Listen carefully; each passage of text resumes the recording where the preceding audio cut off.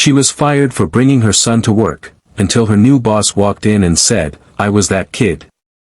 Claire gripped her son's tiny hand as they stepped into the office, her heart pounding with guilt and desperation.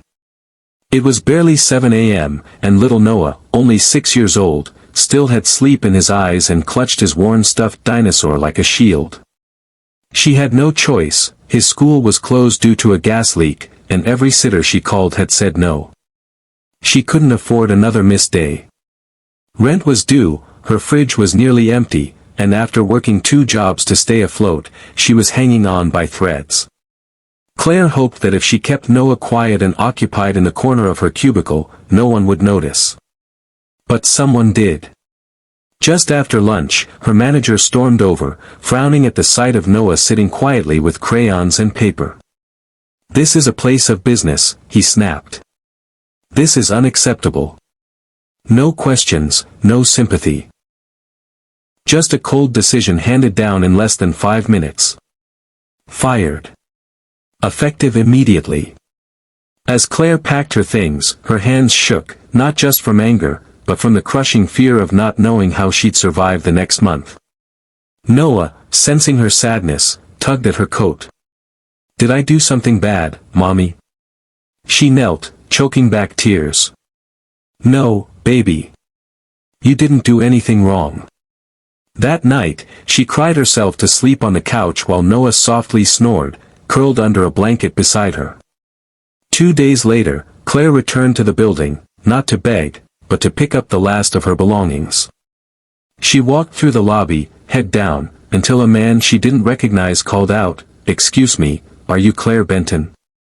She turned, confused. "Yes, I was. I worked here." The man smiled gently and extended his hand. "I'm Marcus Taylor, the new regional director.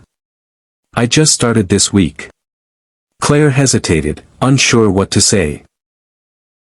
"I heard about what happened," he continued, "and I asked to see the security footage myself." Her heart sank. Was this just another reprimand? Another lecture? "I saw your son," Marcus said, "sitting quietly with his drawings while you worked. I saw a mother doing her best. And then I saw something that brought me back." Claire furrowed her brow. "I was that kid," he said softly. "Single mom. No help. There were days she brought me to her office and had me sit in the break room with a juice box and coloring book. She worked 3 jobs and still made time for me. People judged her, too. But one manager, just one, offered her understanding instead of punishment.